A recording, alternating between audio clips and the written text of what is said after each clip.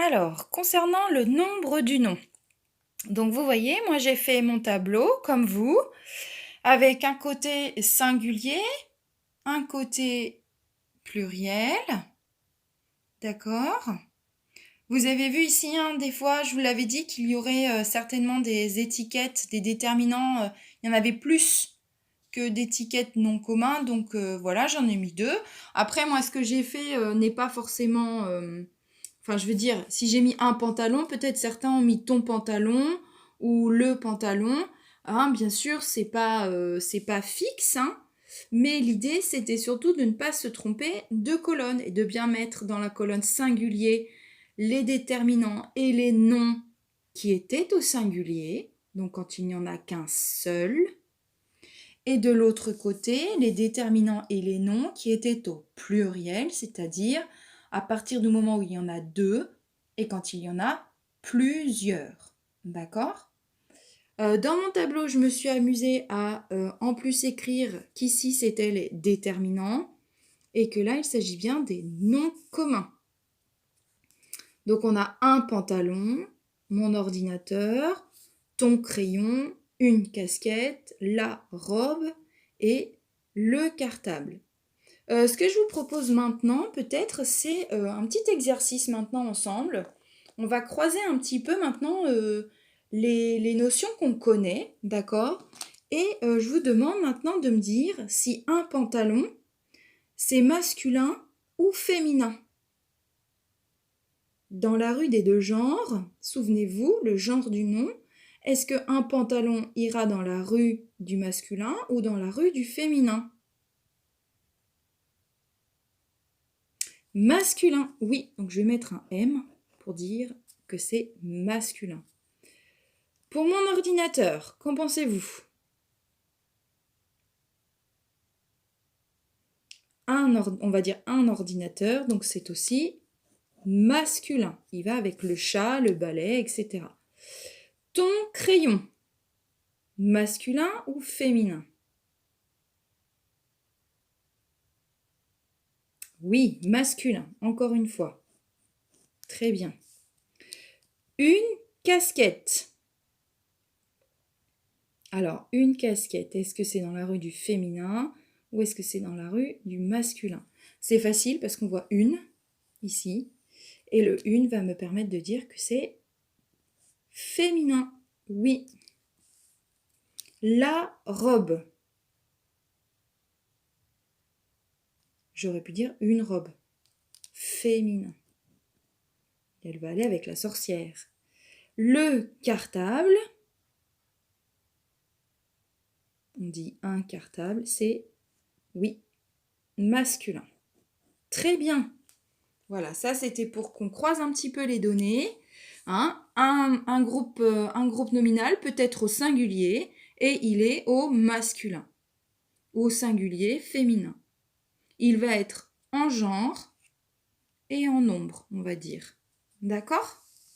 Je continue avec le pluriel. Donc ici, je vous ai dit, hein, peut-être que vous avez choisi des déterminants associés à des noms communs différemment que moi.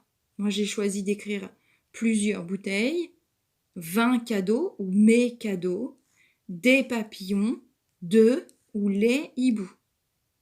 D'accord? Alors, donc, est-ce que vous avez bien choisi ces noms communs-là? Est-ce que vous avez déjà bien choisi ces déterminants? Et est-ce que vous les avez bien mis dans la colonne du pluriel, ce qui indique qu'il y en a plusieurs? Ok, super. Et quels étaient les indices qui nous permettaient de dire que c'était dans la colonne du pluriel? Les S et les X. Et oui, donc moi très très vite, vous voyez, je vais colorier les S et je vous encourage à le faire aussi sur votre travail si vous ne l'avez pas fait. Là j'ai des aussi, même vous voyez, hein, dans les déterminants, on voit les S et on voit les X, hein, même dans les déterminants. Il n'y a que dans le 20, là, ici, qu'on ne le voit pas, mais on sait que 20, bah, c'est plus grand que 1, hein, ça c'est sûr. Donc, il n'y a que le 20, mais par contre, dans mes noms communs, hein, j'ai soit un S, soit un X, et là, c'est sûr, cet indice-là me donne, me dit que ces noms sont au pluriel. Très important. Ok? Donc peut-être avez-vous mis les bouteilles, peut-être avez-vous mis plusieurs hiboux, je ne sais pas. Mais l'idée, c'est que vous ayez ces étiquettes dans la colonne du pluriel. D'accord? Bien, et maintenant, donc on va faire comme à côté avec le singulier, on va essayer de voir quel est le genre de ces groupes nominaux, de chacun de ces groupes nominaux. Groupe nominal, souvenez-vous, un déterminant plus un nom. Ok? Plusieurs bouteilles. Ah, alors, plusieurs bouteilles. Est-ce que c'est masculin ou est-ce que c'est féminin?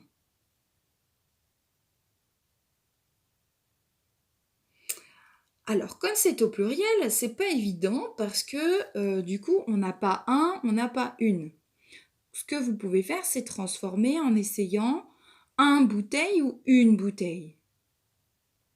On va dire une bouteille. Quand il n'y en a qu'une seule, c'est une bouteille.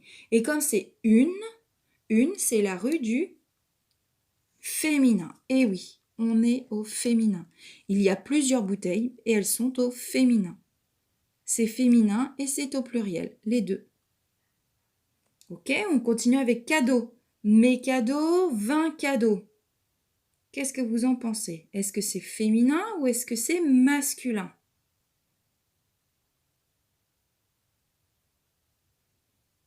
On dit un cadeau, un, et un c'est masculin, oui. Des papillons. Des papillons. Masculin ou féminin? On va dire un papillon et donc c'est masculin. Et enfin, on a deux hiboux ou les hiboux, masculin ou féminin.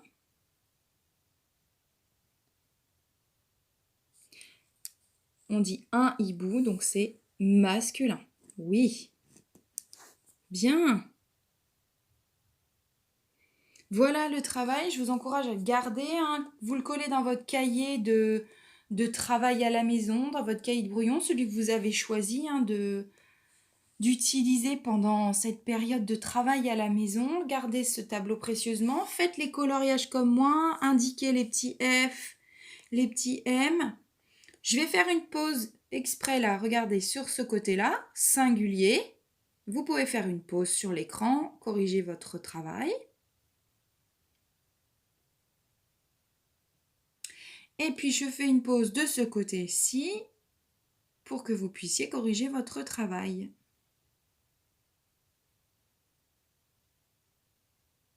Voilà, et puis quand tout ça sera corrigé, vous aurez une petite série d'exercices, donc en pièces jointes, pour travailler un peu sur le singulier et le pluriel, et peut-être un petit peu aussi encore sur le genre et le nombre. Allez, à bientôt!